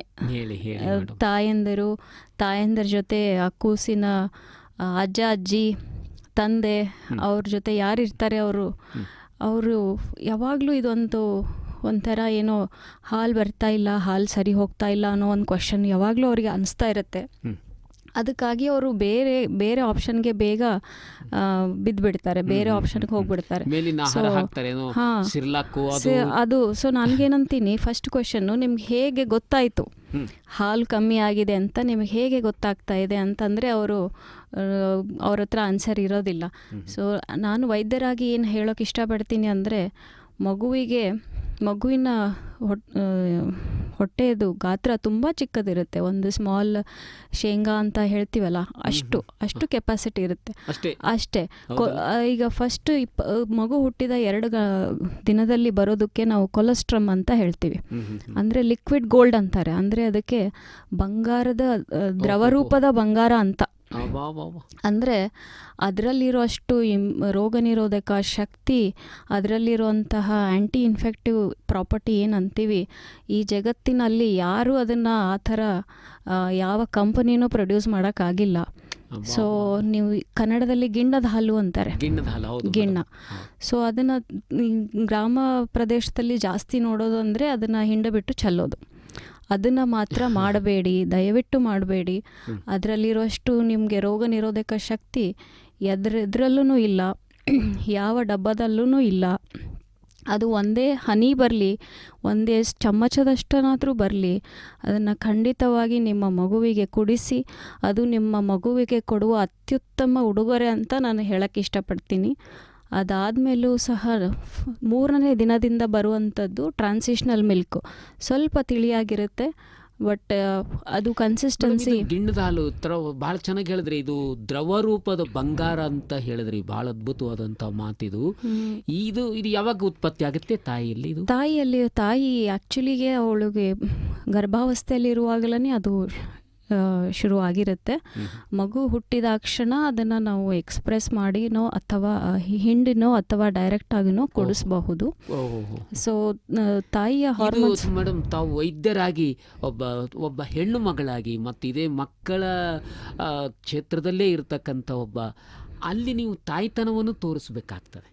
ಹೌದು ಅಲ್ವಾ? ಹೌದು. ನೀವು ಆ ಮಕ್ಕಳಿಗೆ ಮತ್ತು ತಾಯಿಗೆ ಒಂದು ಬೆಸುಗೆಯಾಗಿ ಬಹುಶಃ ನನಗನ್ನಿಸ್ತದೆ ಆ ಚಿಕ್ಕ ಮುದ್ದಾದ ಮಗುವನ್ನು ನೋಡಿದಾಗ ನಿಮ್ಮಲ್ಲೂ ಕೂಡ ಒಂದು ತಾಯ್ತನ ಅರಳುತ್ತದೆ ಅಂತ ಅನ್ನಿಸ್ತದೆ. ಹೌದು ಹೌದು.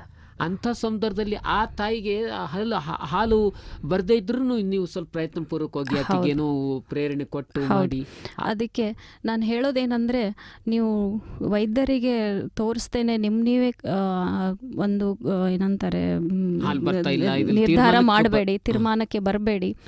ನಾವು ಯಾವಾಗ ಮಗುವಿಗೆ ಹಾಲು ಸರಿ ಹೋಗ್ತಾ ಇಲ್ಲ ಅಂತ ಯಾವಾಗ ಹೇಳ್ತೀವಿ ಅಂದರೆ, ಮಗು ನಮಗೆ ಊಟ ಆದಮೇಲೆ ಏನಾಗುತ್ತೆ, ಸಾಮಾನ್ಯವಾಗಿ ನಿದ್ದೆ ಬರುತ್ತೆ. ಸೊ ಮಕ್ಕಳಿಗೂ ಹಾಗೇನೆ, ಮಗುವಿಗೆ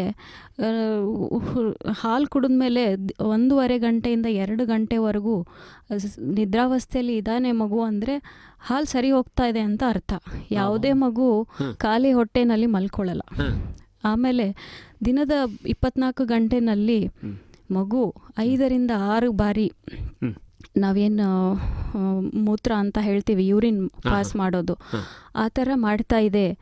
ಆಮೇಲೆ ಮಗುವಿನ ತೂಕ 10ನೇ ಈಗ ಮಗು ಹುಟ್ಟಿದಾಕ್ಷಣ ಏನಂತೀವಿ, ಮಗು ಬಟ್ಟೆನಲ್ಲಿ ಬತ್ತುತ್ತದೆ ಅಂತ ಹೇಳ್ತಾರೆ ನಮ್ಮ ಗ್ರಾಮ ಪ್ರದೇಶದಲ್ಲಿ.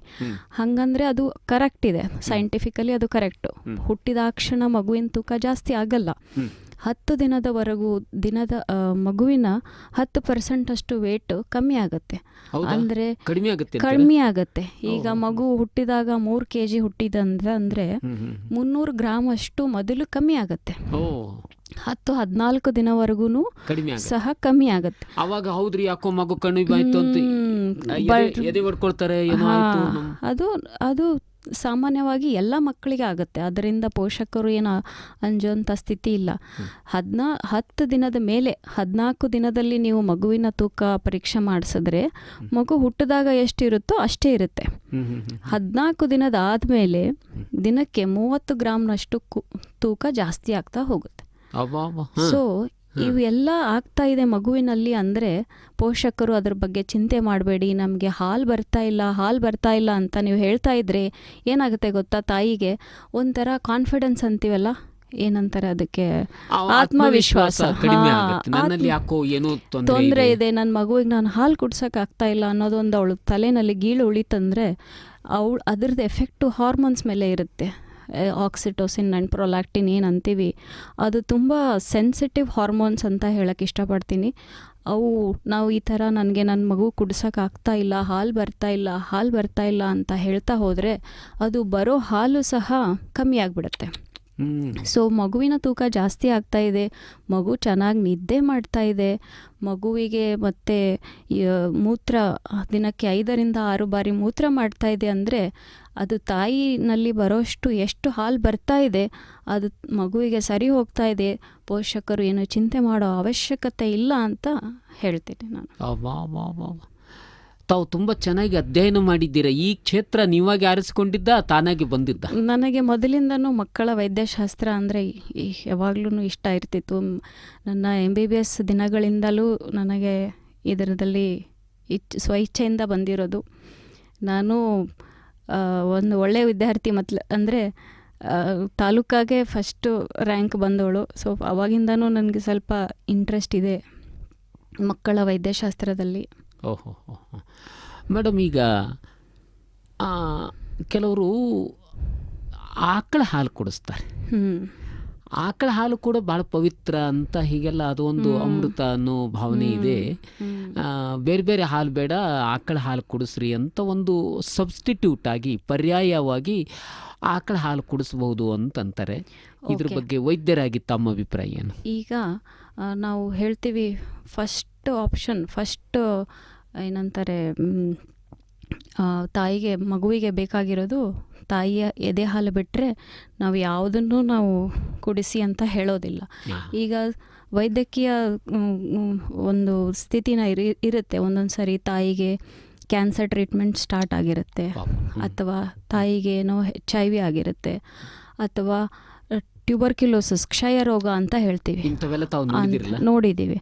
ಸೊ ಅಲ್ಲಿ ಅವರಿಗೆ ಮೆಡಿಸಿನ್ಸನ್ನು ತಗೊಳ್ತಾ ಇರಲ್ಲ ಸರಿಯಾಗಿ, ಅಂಥವ್ರಿಗಷ್ಟೇ ನಾವು ಬೇಡ ಅಂತ ಹೇಳೋದು. ಅಥವಾ ತುಂಬ ಅಪರೂಪದ ಕಾಯಿಲೆ, ಒಂದು ಕಾಯಿಲೆ ಇದೆ ಗ್ಯಾಲಕ್ಟೋಸಿಮಿಯಾ ಅಂತ. ಅದರಲ್ಲಿ ಏನಂದರೆ ಮಗುವಿಗೆ ಹಾಲು ಡೈಜೆಸ್ಟ್ ಆಗ್ತಾ ಇರಲ್ಲ.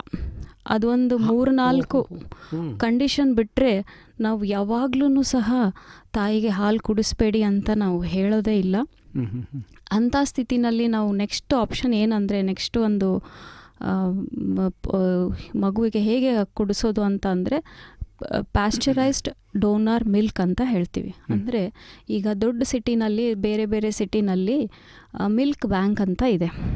ಅಂದರೆ ಈಗ ಬೇರೆ ತಾಯಂದಿರು ಇರ್ತಾರೆ, ಅವರಿಗೆ ಹಾಲು ಜಾಸ್ತಿ ಬರ್ತಾ ಇರುತ್ತೆ, ಅವರು ಹಾಲು ತೆಗೆದುಬಿಟ್ಟು ಆ ಬ್ಯಾಂಕಲ್ಲಿ ಕೊಟ್ಟಿರ್ತಾರೆ. ಅದು ಒಂದು ಪ್ಯಾಸ್ಚರೈಸೇಷನ್ ಪ್ರಾಸೆಸ್ಸಲ್ಲಿ ಅದು ಈಗ ನಾವು ನಾರ್ಮಲ್ ಆಕಳ ಹಾಲಿಗೆ ಹೇಗೆ ಪ್ಯಾಸ್ಚರೈಸೇಷನ್ ಮಾಡ್ತಾರೆ ಅದೇ ರೀತಿ ಪ್ಯಾಸ್ಚರೈಸೇಷನ್ ಮಾಡ್ತಾರೆ. ಕಾಯಿಸಿ ಕುದಿಸಿ ಕಾಯಿಸ್ತಾರೆ ಮೇಡಮ್, ಪ್ಯಾಸ್ಚರೈಸೇಷನ್ ಅಂತಾರೆ ಅದಕ್ಕೆ. ಸೊ ಪ್ಯಾಸ್ಚರೈಸೇಷನ್ ಪ್ರಾಸೆಸ್ ಅಂತ ಇರುತ್ತೆ. ಅದರಿಂದ ಹಾಲಿನಲ್ಲಿರೋ ಎಲ್ಲ ಕ್ರಿಮಿಕೀಟಗಳನ್ನು ತೆಗೆದು ಕೊಡ್ತಾರೆ. ಆದರೆ ಈಗ ಸ್ಥಳ ಗುಲ್ಬರ್ಗ, ಈ ವ್ಯವಸ್ಥೆ ಕಲಬುರಗಿಯಲ್ಲಿ ಇದೆಯಾ?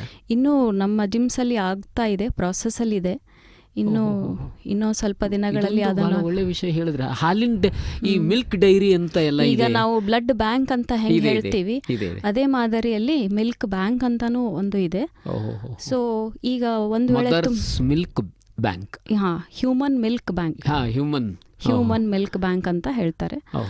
ಸೊ ನೆಕ್ಸ್ಟ್ ಏನಂದರೆ, ಒಂದು ವೇಳೆ ಈಗ ಗ್ರಾಮ ಪ್ರದೇಶದಲ್ಲಿರ್ತಾರೆ, ಇಷ್ಟೆಲ್ಲ ಅವರಿಗೆ ಬಂದು ತಗೊಳ್ಳೋದು ಆಗ್ತಾ ಇಲ್ಲ ಅಂತಂದರೆ ನೆಕ್ಸ್ಟ್ ಬೆಸ್ಟ್ ಅಂದರೆ ಫಾರ್ಮುಲಾ ಮಿಲ್ಕ್ ಅಂತ ಏನು ಹೇಳ್ತೀವಿ, ಡಬ್ಬದಲ್ಲಿ ಬರುವಂಥ ಪೌಡರು, ಅದನ್ನು ಕೊಡ್ಬೋದು. ಹೌದು ಮೇಡಮ್, ಅವಾಗೆಲ್ಲ ಭಾಳ ಡಬ್ಬದಲ್ಲಿದ್ದು ಪೌಡ್ರ್ ಅದು ಹಾಕಿ ಹಾಲು ಮಾಡಿ ಅದರಲ್ಲಿ ಸ್ವಲ್ಪ ಸಕ್ಕರೆ ಹಾಕಿ, ಸಕ್ಕರೆ ಗಿಕ್ಕರೆ ಏನು ಹಾಕಬಾರ್ದು. ಮಕ್ಕಳಿಗೆ ಸಕ್ಕರೆ ಮತ್ತು ಉಪ್ಪು ಅನ್ನೋದನ್ನ 1 ವರ್ಷದವರೆಗೂ ಕೊಡಬಾರ್ದು.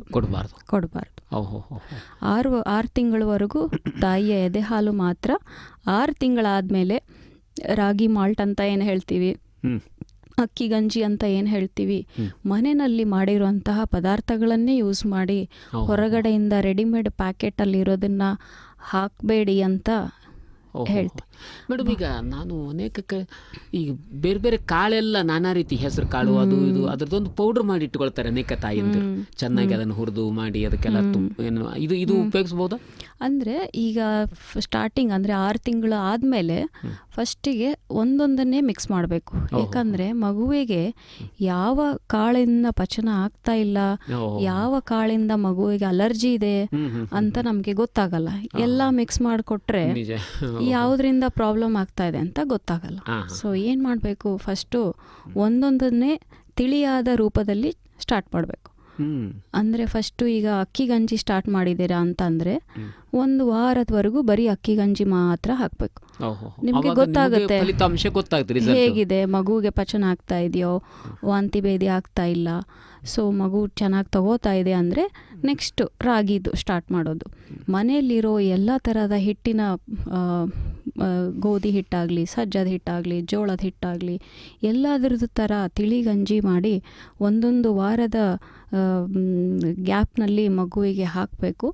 ಆಮೇಲೆ 1 ವರ್ಷದ ಒಳಗಾಗಿ ಮಗು ಫ್ಯಾಮಿಲಿ ಪಾಟ್ ಅಂತ ಹೇಳ್ತೀವಿ. ಅಂದರೆ ಮನೆಯಲ್ಲಿ ಎಲ್ಲರಿಗೂ ಏನು ಅಡುಗೆ ಮಾಡ್ತಾರೆ ಅದನ್ನು ಮಗು 1 ವರ್ಷಕ್ಕೆ ಬರುವಷ್ಟರಲ್ಲಿ ಮಗು ಫ್ಯಾಮಿಲಿ ಪಾಟಿಂದ ಊಟ ಮಾಡಬೇಕು. ಅಂದರೆ ನಾವು ಮಗುವಿಗಂತಲೇ ಸಪ್ರೇಟಾಗಿ ಮಾಡೋ ಒಂದು ಅವಶ್ಯಕತೆ ಬೀಳಬಾರ್ದು.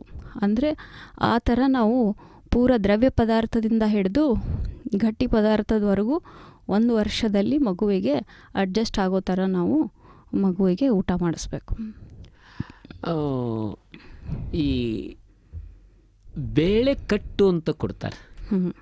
ಆ ಬೇಳೆ ಕಟ್ಟು ಹಾಗೆ ಕುಡಿಸ್ತಾರೆ, ಇಲ್ಲಂತಂದರೆ ಏನು ಮಾಡ್ತಾರೆ, ಅದನ್ನು ಸ್ವಲ್ಪ ಬಿಸಿ ರೊಟ್ಟಿಯಲ್ಲಿ ಕಲಸಿ ಮಾಡಿ ಊಟ ಮಾಡಿಸ್ತಾರೆ. ಹೌದು, ಮಾಡಿಸ್ಬೋದು. ಅಂದರೆ ಮಗುವಿಗೆ ಸಾಮಾನ್ಯವಾಗಿ 6 ತಿಂಗಳಾದಮೇಲೆ ವಸಡು ಎಲ್ಲ ಗಟ್ಟಿ ಆಗುತ್ತೆ. ಆಮೇಲೆ ಮಗುವಿಗೆ ಬರೀ ತಾಯಿ ಹಾಲು ಸರಿ ಹೋಗೋದಿಲ್ಲ. ಯಾಕಂದರೆ 6 ತಿಂಗಳಾದಮೇಲೆ ತಾಯಿ ಹಾಲೂ ಸ್ವಲ್ಪ ಕಮ್ಮಿ ಇರುತ್ತೆ. ಮಗುವಿನ ಬೆಳವಣಿಗೆಗೆ ಜಾಸ್ತಿ ಪೋಷಕಾಂಶಗಳು ಬೇಕಾಗುತ್ತೆ.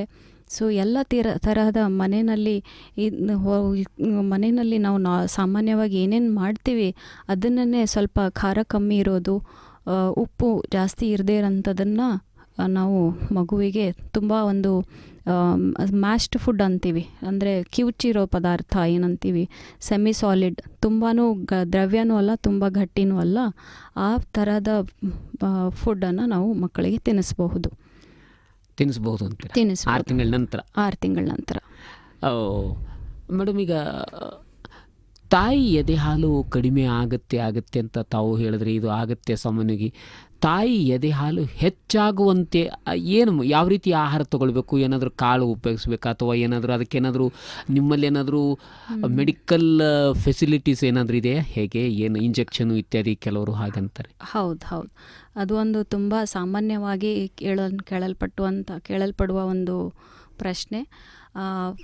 ತಾಯಿಗೆ ಏನೋ ಒಂದು ಕಾರಣದಿಂದ ಹಾಲು ಬರ್ತಾ ಇಲ್ಲ. ಎದಕ್ಕೆ ಬರ್ತಾ ಇಲ್ಲ ಅಂದರೆ ಅವ್ರದ್ದು ಪೊಸಿಷನ್ನು ಮತ್ತು ಅಟ್ಯಾಚ್ಮೆಂಟು ಹೇಗೆ ಇದೆ ಅಂತ ನೋಡಬೇಕು. ಇದು ಪೊಸಿಷನ್ ಅಂದರೆ ಏನು? ಈಗ ತಾಯಿ ಯಾವ ಥರ ಕುತ್ಕೊಂಡು ಕುಡಿಸ್ತಾ ಇದ್ದಾರಾ ಅಥವಾ ಮಲ್ಕೊಂಡು ಕುಡಿಸ್ತಾ ಇದ್ದಾರಾ, ಮತ್ತು ಮಗುವು ಬಾಯಿಯಲ್ಲಿ ತಾಯಿಯ ಮೊಲೆಯನ್ನು ಹೇಗೆ ಹಿಡ್ಕೋತಾ ಇದೆ ಅಂತ ನೋಡಬೇಕು. ಅದಕ್ಕೆ ನಾವು ಅಟ್ಯಾಚ್ಮೆಂಟ್ ಅಂತ ಹೇಳ್ತೀವಿ. ಅಂದರೆ ಮೊಲೆಯ ಸುತ್ತ ಇರುವಂತಹ ಒಂದು ಕಪ್ಪು ಭಾಗ ನಾವು ಏರಿಯೋಲಾ ಅಂತ ಹೇಳ್ತೀವಿ. ಅದರಲ್ಲಿ ಜಾಸ್ತಿಯಾಗಿ ಹಾಲು ಉತ್ಪತ್ತಿಯಾಗಿ ಅಲ್ಲಿ ಶೇಖರಣೆ ಆಗಿರುತ್ತೆ. ಸೊ ಮಗುಗೆ ನಾವು ಬರೀ ಮೊಲೆಯ ತುದಿ ಭಾಗನ ಬಾಯಲ್ಲಿಟ್ಟರೆ ಮಗು ಬರೀ ಚೀಪ್ತಾ ಇರುತ್ತೆ. ಬಟ್ ಅದಕ್ಕೆ ಮಗುವಿಗೆ ಹಾಲು ಬರ್ತಾ ಇರಲ್ಲ. ಅದು ತುಂಬ ಈಗ ಅಳ್ತಾ ಇರುತ್ತೆ ಮಗು. ಅವಾಗ ಅನಿಸ್ತಾ ಇರುತ್ತೆ ಅವ್ರಿಗೆ ಹಾಲೇ ಬರ್ತಾ ಇಲ್ಲ ಅಂತ ಅನಿಸುತ್ತೆ. ಸೊ ತಾಯಿ ಮತ್ತು ಮಗು ತುಂಬ ಕಂಫರ್ಟೇಬಲ್, ಆರಾಮದಾಯಕವಾಗಿರೋಂಥ ಒಂದು ಆಸನದಲ್ಲಿ ಮಲ್ಕೊಂಡೇ ಕುಡಿಸ್ಬೇಕಂತೇನಿಲ್ಲ ಅಥವಾ ಕೂತ್ಕೊಂಡೇ ಕುಡಿಸ್ಬೇಕಂತೇನಿಲ್ಲ. ತಾಯಿ ಮತ್ತು ಮಗುವಿಗೆ ಯಾವ ಒಂದು ಆಸನದಲ್ಲಿ ಅವರಿಗೆ ತುಂಬ ಆರಾಮದಾಯಕವಾಗಿ ಅನಿಸುತ್ತೆ ಅಂದರೆ ತಾಯಿಯ ಮೊಲೆಯ ಸುತ್ತ ಭಾಗ ಏನು ಹೇಳ್ತಾ ಇದ್ವಿ ನಾವು ಏರಿಯೋಲಾ ಅಂತ, ಅದು ಎಷ್ಟಾಗುತ್ತೆ ಅಷ್ಟು ಮಗುವಿನ ಬಾಯಿಯಲ್ಲಿ ಇರಬೇಕು. ಅದಕ್ಕೆ ನಾವು ಮೌತ್ ಫುಲ್ ಆಫ್ ಬ್ರೆಸ್ಟ್ ಅಂತ ಹೇಳ್ತೀವಿ. ತಾಯಿಯ ಮೊಲೆಯ ಸುತ್ತಮುತ್ತಲಿನ ಭಾಗ ಎಷ್ಟು ಮಗುವಿನ ಬಾಯಿ ಒಳಗಡೆ ಹೋಗುತ್ತೆ ಅಷ್ಟು ಚೆನ್ನಾಗಿ ತಾಯಿ ಎದೆ ಹಾಲನ್ನು ಕುಡಿಯಲಿಕ್ಕೆ ಮಗುವಿಗೆ ಸಹಾಯ ಆಗುತ್ತೆ. ತಾಯಿಯ ದೇಹ ಹೇಗೆ ಒಂದು ಸೃಷ್ಟಿಯಾಗಿದೆ ಅಂದರೆ ತಾಯಿ ಎದೆ ಹಾಲು ತುಂಬ ನೀಡ್ ಬೇಸ್ಡ್, ಅಂದರೆ ಅವಶ್ಯಕತೆ ಆಧಾರಿತ ಅಂತ. ಈಗ ಮಗುವಿಗೆ ಜಾಸ್ತಿ ಹಾಲು ಬೇಕನ್ಸಿತ್ತಂದರೆ ತಾಯಿ ದೇಹ ಅದನ್ನು ಪ್ರೊಡ್ಯೂಸ್ ಮಾಡುತ್ತೆ. ಅಂದರೆ ಅದು ತುಂಬ ಒಂದು ಅದ್ಭುತ ಸೃಷ್ಟಿ. ಅದು ತಾಯಂದಿರು ಅರ್ಥ ಮಾಡ್ಕೊಳ್ಳಲ್ಲ.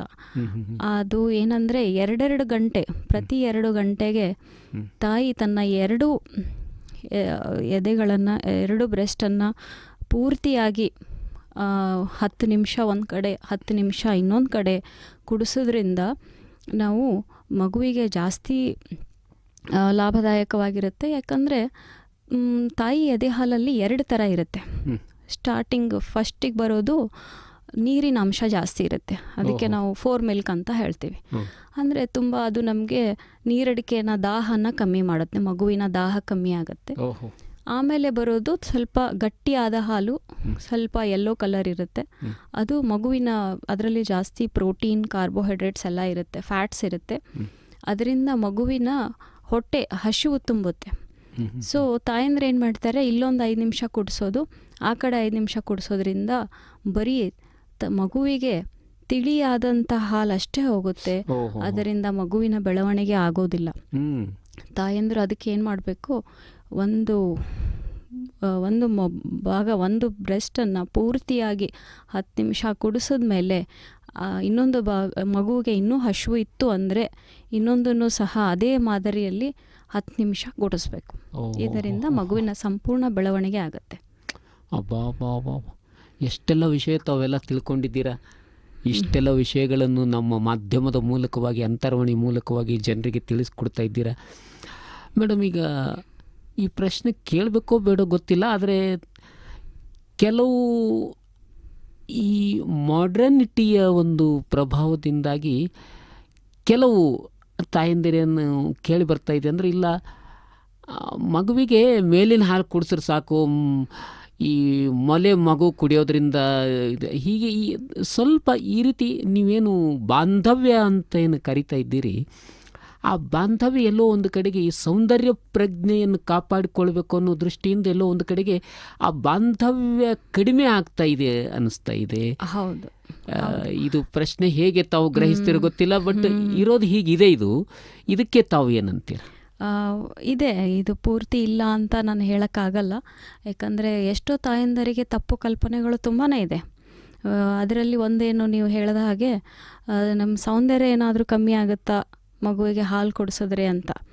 ನಾನೇನು ಹೇಳೋದಂದರೆ, ಮಗುವಿಗೆ ಇಂಡೈರೆಕ್ಟ್ಲಿ ನಾನು ಏನು ಹೇಳೋಕ್ಕೆ ಇಷ್ಟಪಡ್ತೀನಿ ಅಂದರೆ, ಅದರಿಂದ ಮಗುವಿಗೆ ಹಾಲು ಕುಡಿಸೋದ್ರಿಂದ ತಾಯಿಗೆ ಆಗೋ ಉಪಯೋಗಗಳು ಹೇಳ್ತೀನಿ. ಇದು ಒಂದು ಏನಂದರೆ, ತಾಯಿಗೆ ಬ್ರೆಸ್ಟ್ ಕ್ಯಾನ್ಸರ್, ಏನು ಸ್ತನದ ಕ್ಯಾನ್ಸರ್ ಕಮ್ಮಿ ಆಗುತ್ತೆ. ಆಮೇಲೆ ತಾಯಿ ಹತ್ರ ಅಂಡಾಶಯದ ಕ್ಯಾನ್ಸರ್ ಕಮ್ಮಿ ಆಗುತ್ತೆ. ತಾಯಿಗೆ ಇಮಿಡಿಯೇಟಾಗಿ ಮಗು ಜನನ ಆದಮೇಲೆ ತುಂಬ ರಕ್ತಸ್ರಾವ ಆಗುತ್ತೆ. ಸೊ ಇದು ಹಾಲು ಕುಡಿಸೋದ್ರಿಂದ ಅಲ್ಲಿ ಬರೋಂಥ ಹಾರ್ಮೋನ್ಸಿಂದ ಈ ರಕ್ತಸ್ರಾವ ಕಡಿಮೆಯಾಗಿ ತಾಯಿಗೆ ತನ್ನ ಅಪಾಯದಂಚಿನಿಂದ ಉಳಿಸಿಬೀಳುತ್ತೆ. ಸೊ ಅದು ಒಂದಿದೆ. ಆಮೇಲೆ ಎಷ್ಟು ದಿನದವರೆಗೂ ತಾಯಿ ಎದೆ ಹಾಲು ಕುಡಿಸ್ತಾಳೋ ಅಷ್ಟು ದಿನದವರೆಗೂ ಸಹ ಅದು ಒಂಥರ ಫ್ಯಾಮಿಲಿ ಪ್ಲಾನಿಂಗ್ ಏನಂತೀವಿ, ಯಾವ ಮಕ್ಕಳು ಇನ್ನೊಂದು ಸಂತಾನ ಕಂಟ್ರೋಲ್ ಆಗುತ್ತೆ. ಸೊ ಅದರಿಂದ ನೆಕ್ಸ್ಟ್ ಮಗು ಆಗೋದನ್ನು ಸಹ ನ್ಯಾಚುರಲ್ ಆಗಿ ಯಾವುದೇ ಮೆಡಿಸಿನ್ ತಗೊಳ್ದೇನೆ ಅದು ಕಂಟ್ರೋಲ್ ಆಗುತ್ತೆ. ಆಮೇಲೆ ಅವರು ತುಂಬಾ ತೂಕ ಜಾಸ್ತಿ ಆಗಿತ್ತು ಅಂದರೆ ಇದು ಎದೆ ಹಾಲು ಕುಡಿಸೋದ್ರಿಂದ ನಮ್ಮದು ಮೆಟಬಾಲಿಸಮ್ ಅಂತ ಏನು ಹೇಳ್ತೀವಿ ಅದನ್ನು ಸಹ ಜಾಸ್ತಿಯಾಗಿ ಸ್ವಾಭಾವಿಕವಾಗಿ ತಾಯಿ ತನ್ನ ತೂಕವನ್ನು ಇಳಿಸ್ಕೋಬಹುದು. ಸೊ ಇದರಿಂದ ಅಂದ ಹೆಚ್ಚುತ್ತೆ ಹೊರತು ತಾಯಿ ಅಂದ ಕಮ್ಮಿ ಆಗೋದಿಲ್ಲ. ಇದರಲ್ಲಿ ತುಂಬಾ ತಾಯಿಗೆ ಆಗುವಂತಹ ಆರೋಗ್ಯದ ಉಪಯೋಗಗಳಿದ್ದಾವೆ. ಅದರಿಂದ ನೀವು ಆ ಥರದ ತಪ್ಪು ಕಲ್ಪನೆಯಿಂದ ಹೊರಗೆ ಬರಬೇಕು ಅಂತ ನಾನು ಹೇಳ್ತೀನಿ.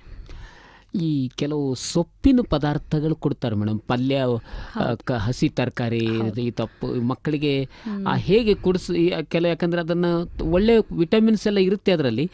ಯಾವ ರೀತಿಯಲ್ಲಿ ಮಕ್ಕಳಿಗೆ ಅದನ್ನು ಫೀಡ್ ಮಾಡಬೇಕು? ಫೀಡ್ ಮಾಡ್ಬೋದು ಅಂದರೆ 6 ತಿಂಗಳ ನಂತರ ನಾವು ಸೌತೆಕಾಯಿ ಯಾವುದು ಮನೆಯಲ್ಲಿ ತರಕಾರಿ ಯಾವುದು ನಿಮ್ಗೆ ಹತ್ರ ಇದೆ ಅದನ್ನು 2:1 ಪೋರ್ಷನ್ ಅಂತ ಹೇಳ್ತೀವಿ. ಅಂದರೆ 2 ಸ್ಪೂನ್ ಅಕ್ಕಿ ಹಾಕಿದ್ರೆ 1 ಸ್ಪೂನಷ್ಟು 1 ಚಮಚದಷ್ಟು ಬೇಳೆ, ಅದ್ರ ಜೊತೆಗೆ 1 ತರಕಾರಿ, ಬದನೆಕಾಯಿ, ಆಲೂಗಡ್ಡೆ, ಮನೆಯಲ್ಲಿ ಏನೇ ತರಕಾರಿ ಇರಲಿ ಅದನ್ನ 3ನ್ನ ಈ ಥರ ಒಂದು ಭಾಗದಲ್ಲಿ ಚೆನ್ನಾಗಿ ಅದನ್ನು ಪೂರ ಮೆತ್ತಗೆ ಮಾಡಿ ಕುಕ್ಕರಲ್ಲಿ ಅಥವಾ ತುಂಬ ಮೆತ್ತಗೆ ಕುದಿಸಿ ಅದನ್ನು 1 ಚಮಚದಷ್ಟು ತುಪ್ಪ ಹಾಕಿ, ಅದರಿಂದ ಏನಾಗುತ್ತೆ ಕ್ಯಾಲೋರೀಸ್ ಜಾಸ್ತಿ ಆಗುತ್ತೆ, ಬೇಕಾದಂಥ ಎಲ್ಲ ಎಸೆನ್ಷಿಯಲ್ ಫ್ಯಾಟಿ ಆ್ಯಸಿಡ್ಸೂ ಬರುತ್ತೆ. ಸೊ ಈ ಥರ ಒಂದು ಭಾಗದಲ್ಲಿ ಅದನ್ನು ಕುದಿಸಿ ಮಕ್ಕಳಿಗೂ ಕೊಡ್ಬೋದು.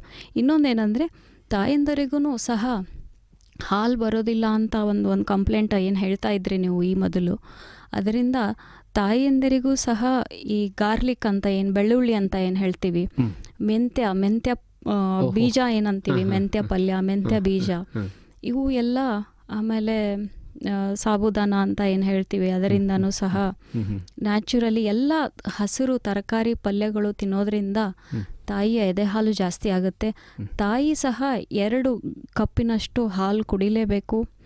ಆಮೇಲೆ ತಾಯಿಗೆ ವೈದ್ಯರು ಕೊಟ್ಟಿರೋವಂಥ ಒಂದು ಐರನ್ ಮತ್ತು ಕ್ಯಾಲ್ಶಿಯಂ ಮಾತ್ರೆನ ಅವರು ತಗೊಳ್ಬೇಕು. ಆಮೇಲೆ ಇನ್ನೊಂದು ತಪ್ಪು ಕಲ್ಪನೆ ಏನಂದರೆ ತಾಯಿಗೆ ಒಟ್ಟು ನೀರೇ ಕೊಡೋದಿಲ್ಲ. ನಮ್ಮ ಗ್ರಾಮೀಣ ಭಾಗದಲ್ಲಿ ನೀವು ನೋಡ್ಬೋದು, ಅವ್ರೇನಂತಾರೆ ತಾಯಿಗೆ ಜಾಸ್ತಿ ನೀರು ಕೊಟ್ಟರೆ ಮಗುವಿಗೆ ಹೊಟ್ಟೆ ಉಬ್ರ ಬರುತ್ತೆ, ತಾಯಿಗೂ ಶೀತ ಆಗುತ್ತೆ ಅಂತ ಅವಳು ಏನು ಮಾಡ್ತಾರೆ, ನೀರೇ ಕೊಡೋದಿಲ್ಲ. ಇದರಿಂದ ಏನಾಗುತ್ತೆ ತಾಯಿಗಂದರೆ, ತಾಯಿ ಎದೆ ಹಾಲಲ್ಲಿ ಇರೋದೇ 90% ನೀರು ಇರುತ್ತೆ.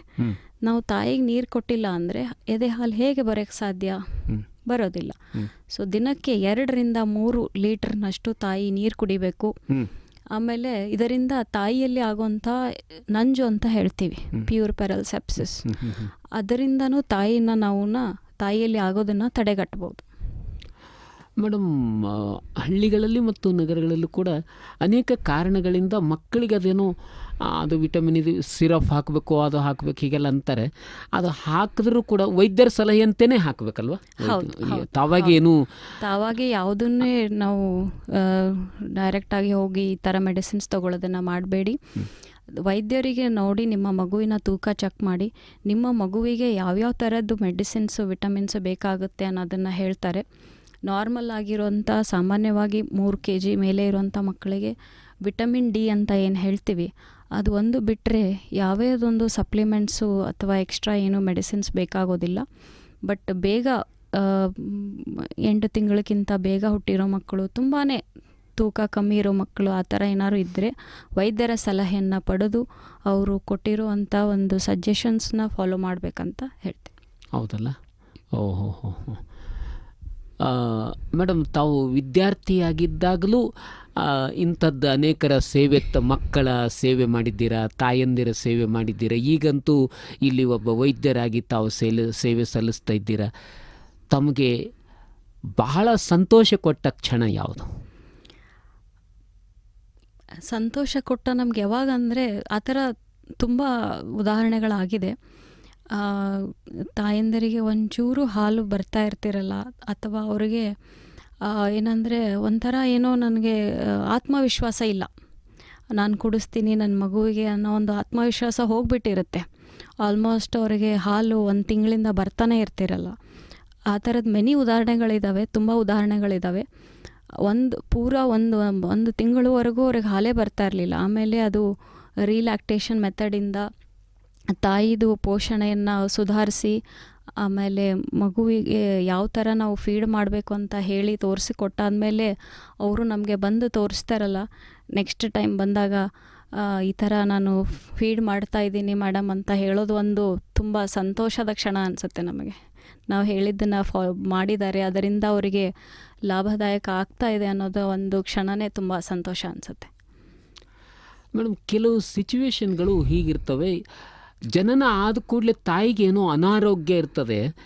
ಪಾಪ ಏನೋ ತಾಯಿಗೆ ಮಗುವನ್ನು ನೋಡಬೇಕು, ಹಾಲು ಉಣಿಸ್ಬೇಕು, ಎಷ್ಟೇ ಮನಸ್ಸಿದ್ರೂ ಕೂಡ ಆಗೋದಿಲ್ಲ. ಎಲ್ಲೋ ಒಂದು ಕಡೆ ಬೇರ್ಪಡಿಸಿಟ್ಟಿರ್ತಾರೆ, ಬಹಳ ಆರಾಮಿರೋದಿಲ್ಲ. ಇಂಥ ಸಂದರ್ಭದಲ್ಲಿ ಮಗುವಿಗೆ ಹೆಂಗೆ ಕಾಪಾಡಬೇಕು? ಅದಕ್ಕೆ ಪರ್ಯಾಯ ವ್ಯವಸ್ಥೆ ಏನು ಮಾಡಬೇಕು? ಫಸ್ಟ್ ನಾವು ಮೊಟ್ಟ ಮೊದಲಾಗಿ ಏನು ಹೇಳಬೇಕಂದ್ರೆ, ಅದು ಯಾವುದೇ ಸ್ಥಿತಿನಲ್ಲಿರಲಿ ಮಗುವಿಗೆ ತಾಯಿಯ ಹಾಲು ತಗೊಳ್ಳೋದು ಒಂದು ಹಕ್ಕು ಅಂತಾನೆ ಹೇಳ್ಬೋದು. ಸೊ ಅದಕ್ಕೆ ನಾವು ಎಕ್ಸ್ಪ್ರೆಸ್ಡ್ ಬ್ರೆಸ್ಟ್ ಮಿಲ್ಕ್ ಅಂತ ಹೇಳ್ತೀವಿ, EBM ಅಂತ. ಅಂದರೆ ತಾಯಿಯ ಮೊಲೆಯಿಂದ ಹಾಲನ್ನು ತೆಗೆದು, ಅದಕ್ಕೊಂದು ಪದ್ಧತಿ ಇದೆ.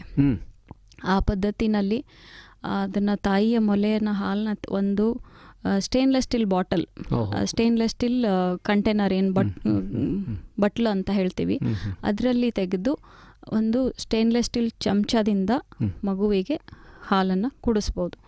ಅಂದರೆ ನಾವು ಏನು ಹೇಳಕ್ಕೆ ಇಷ್ಟಪಡ್ತೀನಿ ಅಂದರೆ, ಪ್ಲಾಸ್ಟಿಕ್ನ ಯೂಸ್ ಮಾಡಬಾರ್ದು, ಪ್ಲಾಸ್ಟಿಕ್ ಬಾಟಲ್ಸ್ ಅಂತೂ ಮೊದಲೇ ಯೂಸ್ ಮಾಡಬಾರ್ದು. ಈ ಬಾಟಲ್ ಅನ್ನೋದು ತುಂಬ ಒಂದು ಅಪಾಯಕಾರಿ ಪದ್ಧತಿ ನಾವು ನೋಡ್ತಾ ಇದ್ದೀವಿ ಎಲ್ಲ ಕಡೆ. ಅದರಿಂದ ಏನಾಗ್ತಾ ಇದೆ, ಬಾಟಲ್ ಫೀಡಿಂಗ್ ಅಂತ ಏನು ಬರುತ್ತೆ, ಮಕ್ಕಳ ಹಾಲಿನ ಬಾಟಲ್, ಅದು ಒಂದು ಮಗುವಿಗೆ ವಿಷ ಕುಡಿಸದಂಗೆ. ನಿಮ್ಮ ಮಕ್ಕಳಿಗೆ ಏನಾದರೂ ವಿಷ ಕುಡಿಸ್ಬೇಕು ಅನ್ಸಿದ್ರೆ ನೀವು ತಾಯಿ ಅದು ಹಾಲನ್ನು ಬಾಟಲಲ್ಲಿ ಕುಡಿಸ್ಬೋದು.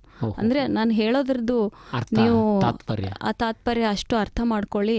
ನಾವು ಮಗುವಿಗೆ ಬರೀ ಇನ್ಫೆಕ್ಷನ್ ಕೊಟ್ಟಂಗೆ ಅದು. ಹೌದಲ್ಲ? ಸೊ ಯಾವಾಗಲೂ ಬಟ್ಲಲ್ಲೇ ತೆಗೆದು ಚಮಚದಿಂದನೇ ಹಾಲನ್ನು ಕುಡಿಸ್ಬೇಕು. ತಾಯಿ ಎದೆ ಹಾಲು ಕುಡಿಸೋದಾಗಲಿ ಅಥವಾ ನೀವು ಪರ್ಯಾಯವಾಗಿ ಏನಾದರೂ ಬೇರೆದು ಕುಡಿಸ್ತಾ ಇದ್ದರೂ ಸಹ ನೀವು ಈ ಮಕ್ಕಳಲ್ಲಿ ತುಂಬ ಅಳ್ತಾ ಇದೆ ಅಂತ ಬಾಯಲ್ಲಿ ಒಂದು ಇದು ಇಟ್ಬಿಡ್ತಾರೆ, ಹೌದು ಮೇಡಮ್, ನಿಪ್ಪಲ್ ಪೆಸಿಫೈಯರ್. ಹಾಂ ಹಾಂ ಹಾಂ ಅದನ್ನು ಸಹ ನೀವು ಪದ್ಧತಿ ಒಳ್ಳೆಯದಲ್ಲ.